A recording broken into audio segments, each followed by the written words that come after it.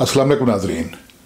Today with Hafeez Khan के साथ मैं आपकी खिदमत में एक बार फिर हाजिर। नाज़रीन, जब से तहरीक अदम एतमाद सबमिट की गई है कौमी असम्बली सेक्रेटेरिएट में, एक घड़मस मचा हुआ है और हर शख्स अपने आप को आइन और कानून का इंटरप्रेटर या उसकी तशरीह करने वाला सबसे काबिल इंसान समझा हुआ है। मैं हैरान होता हूँ कि वो एंकर टीवी पर बैठे हुए जिन्होंने कभी कानून की किताब को खोल कर नहीं देखा, जिन्हें ये पता नहीं कि आइन और कानून में फ़र्क क्या है, वो आइन और कानून के गुलाबे मिलाए जा रहे हैं और जो आर्टिकल 63A है फ्लोर क्रॉसिंग से मुतालिक, उसकी मनचाही तशरीह किए जा रहे हैं। आज शाम में हैरान हो रहा था कि एक मारूफ टीवी चैनल पर बैठे हुए एक मारूफ एंकर ने जब ये बात की कि स्पीकर कौमी असम्बली को ये इख्तियार हासिल है कि वो किसी को भी नाअहल करार देकर वोट देने के काबिल नहीं छोड़ सकता, तो मुझे इंतहाई हैरत हुई। हैरत की बात एक और भी थी जब वो ये कह रहे थे कि आखिर इस कानून बनाने का मंशा क्या था, आइन में इस शिक को शामिल करने का 63A को मंशा क्या था। यही था ना कि फ्लोर क्रॉसिंग को रोका जाए, और जब फ्लोर क्रॉसिंग रोकी ही ना जा सके तो फिर इसका मंशा क्या हुआ, इसका मकसद तो पूरा ना हुआ। वो ये नहीं जानते, मैं माजरत के साथ अर्ज़ करूँगा, जो वो फाजिल एंकर हैं वो ये नहीं जानते कि आर्टिकल 63A जो रखा गया है फ्लोर क्रॉसिंग का, वो किसी और से मुतालिक नहीं है। ये उन लोगों से मुतालिक है कि जो लोग पहले वोट ऑफ कॉन्फिडेंस देकर जो कायदे ऐवान है उसको मुंतखब करते हैं, और फिर जब देखते हैं कि वही कायदे ऐवान, वही उनकी पार्टी का लीडर उन पार्टी के मफाद के ख़िलाफ़ काम कर रहा है, मुल्क की मफाद के ख़िलाफ़ काम कर रहा है, या वो इस किस्म के काम कर रहा है कि जिससे पार्टी का या सियासत का वजूद ख़तरे में हो, तो उनमें से कोई एक या काफ़ी सारे लोग अपने ही पार्टी के कायदे ऐवान पर अदम एतमाद का इजहार करते हैं। और अदम एतमाद की तहरीक हमेशा उन्हीं लोगों की तरफ से आती है कि जिन्होंने उससे पहले कायदे ऐवान पर एतमाद किया होता है। ये बात समझ लेनी चाहिए कि स्पीकर कौमी असम्बली को ना तो ये इख्तियार है कि वो किसी को ऐवान में आने से रोक सके, ना ही उसे ये इख्तियार है कि अगर किसी पार्टी का कोई मेंबर कौमी असम्बली अपनी पार्टी के मफाद के या अपनी पार्टी के जो उसका कायदे ऐवान है उसके ख़िलाफ़ वोट देता है तो उसके वोट को काउंट ना करे। उसको ये इख्तियार भी नहीं कि उसे वो नाअहल करार दे। कानून में बड़ा वाज़ेह है कि जब इस किस्म की कोई सूरत हाल होगी, कायदे ऐवान की पार्टी जो है उसका कोई मेंबर अगर अपने ऐवान में कायदे ऐवान के ख़िलाफ़ वोट देता है, या वो दूसरी पार्टी के लीडर को जो से प्रपोज़ किया गया है वोट ऑफ कॉन्फिडेंस के लिए उसकी फेवर में वोट देता है, तो फिर ये देखा जाएगा कि उसने ऐसा क्यों किया। उसको उसकी पार्टी का सरबराह शोकाज नोटिस करेगा, और शोकाज नोटिस करने के बाद उससे जवाब लिया जाएगा, वो हालात मालूम किए जाएंगे, उसको हेयरिंग दी जाएगी।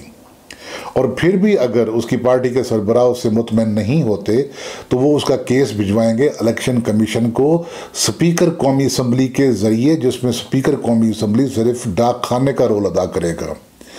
वहाँ इलेक्शन कमीशन में जाकर इलेक्शन कमीशन के चारों मेंबर और उसके सरबराह उसको सुनेंगे, उसको हेयरिंग देंगे, दोनों को बुलाएंगे, पार्टी के सरबराह को भी बुलाया जाएगा और उस मेंबर जिसके खिलाफ डिफेक्शन क्लास मूव की गई है उसको भी बुलाया जाएगा, दोनों को सुना जाएगा, और फिर वो हालात देखे जाएंगे कि किन हालात में उसने ये वोट कास्ट किया। अगर वो बिका, उसने पैसे लिए हुए, तो यकीनन उस पर यह क्लास लागू होगी। और अगर ऐसा हुआ कि जो उन पार्टी का सरबराह था वो एक किरदार अदा कर रहा था किसी डिक्टेटर का, और पार्टी के जो लोग हैं उनके बोलने पर, उनकी राय देने पर पाबंदियां, नारवा पाबंदियां थी, तो ऐसा उसके बरक्स भी हो सकता है। तो ये उन एंकर साहब का ये कहना कि ये क्लास क्यों रखी गई थी, ये तो रोकने के लिए रखी गई थी, उन्हें दाखिल ना होने दिया जाए, और जो स्पीकर है उसे देखते सारी, चाहे उसने कोई वो फेल किया है या नहीं किया, उसको फ़ौरन से नाअहल करार दे दी। भाई किसी मेंबर को नोटिफाई करने का इख्तियार भी इलेक्शन कमीशन के पास है कि वो मेंबर कौमी असम्बली है, और उसे डी नोटिफाई करने का इख्तियार भी किसी मेंबर को वो भी इलेक्शन कमीशन ऑफ पाकिस्तान के पास है। इन किस्म की बातों से जो बातें आजकल बैठे हुए कुछ ऐसे एंकर जिन्होंने रातों रात अपना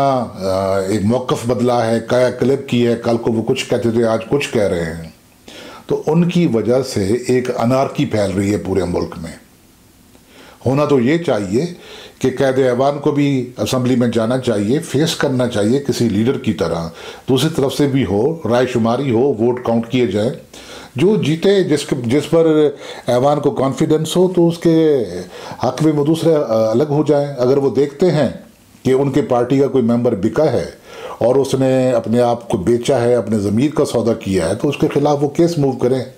स्पीकर कौमी असम्बली को किसी सूरत ये इख्तियार नहीं कि वो जानिबदारी करे, वो किसी एक पार्टी का बनकर रहे, या वो किसी मेंबर को जिसने वोट डाला है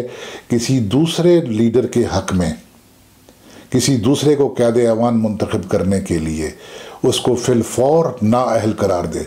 ये स्पीकर कौमी असम्बली के इख्तियार में है ही नहीं।